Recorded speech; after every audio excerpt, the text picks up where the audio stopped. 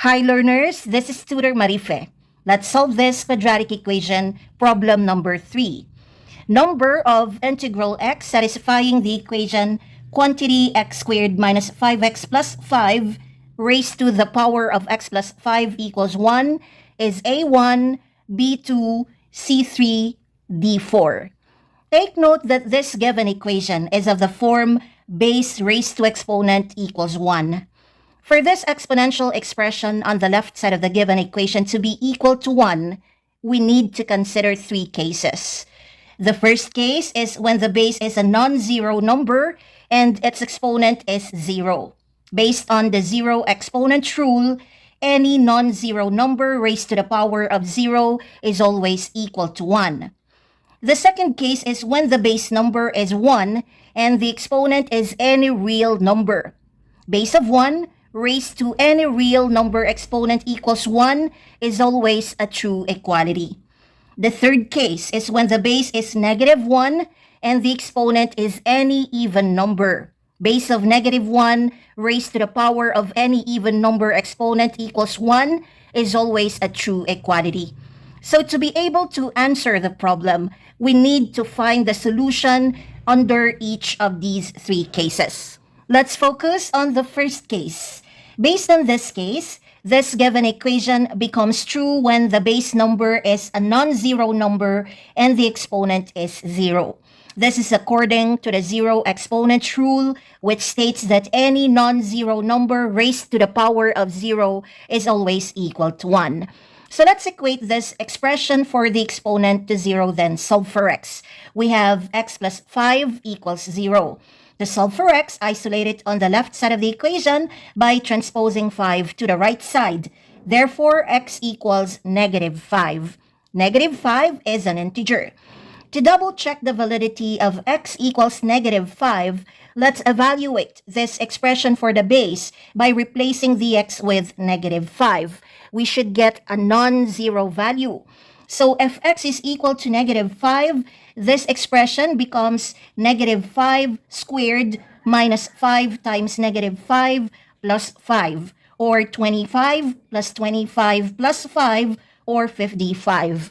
55 is a non-zero value.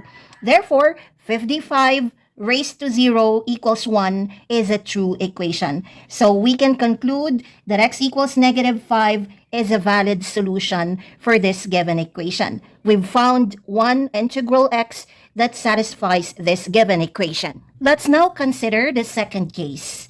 Based on this case, the given equation becomes true when the base is 1 and the exponent is any real number. Base of 1 raised to any real number exponent equals 1 is a true equation.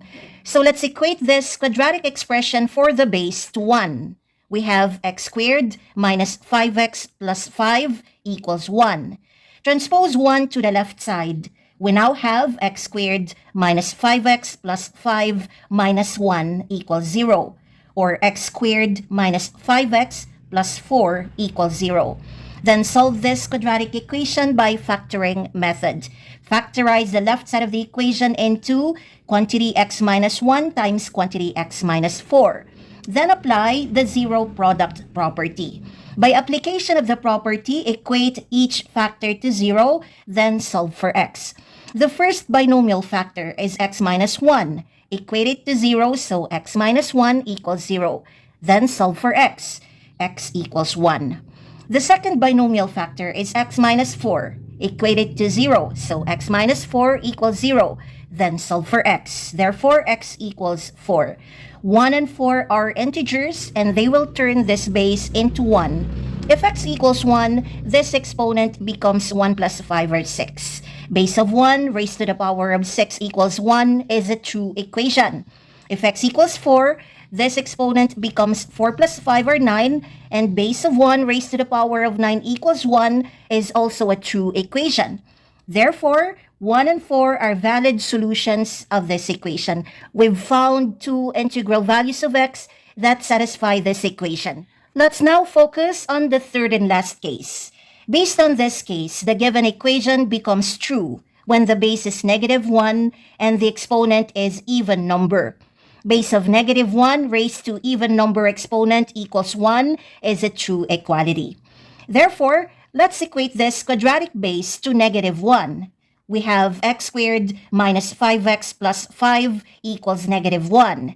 Transpose negative 1 to the left side of the equation. We now have x squared minus 5x plus 5 plus 1 equals 0, or x squared minus 5x plus 6 equals 0. Then solve this quadratic equation by factoring method. Factorize the left side of the equation into quantity x minus 2 times quantity x minus 3. Then apply the zero product property. Equate each binomial factor to 0, then solve for x. The first binomial factor is x minus 2. Equate it to 0, then transpose negative 2 to the right side of the equation. Therefore, x equals 2. However, if x equals 2, this exponent becomes 2 plus 5 or 7, which is an odd number. Take note that in the third case, the exponent must be even number. So x equals 2 is an invalid solution. The second binomial factor is x minus 3. Equate it to 0, then transpose negative 3 to the right side of the equation. Therefore, x equals 3. If x equals 3, the exponent becomes 3 plus 5 or 8, which is an even number. Base of negative 1 raised to the power of 8 equals 1 is a true equality. Therefore, x equals 3 is a valid solution. So we've found one integral value of x that can satisfy this given equation. We're in the final part of our solution, so let's wrap it up. Remember that we're trying to find the number of integral x, or values of x that are integers, satisfying this given exponential equation. And we've considered 3 different cases. Under the first case, we've found one integral value of x, that is x equals negative 5. Under the second case, we've found 2 integral values of x, which are 1 and 4. And under the third case, we've found one integral value of x, which is 3. So altogether, we've found 4 integral values of x satisfying this given equation. So the correct answer is letter D, 4.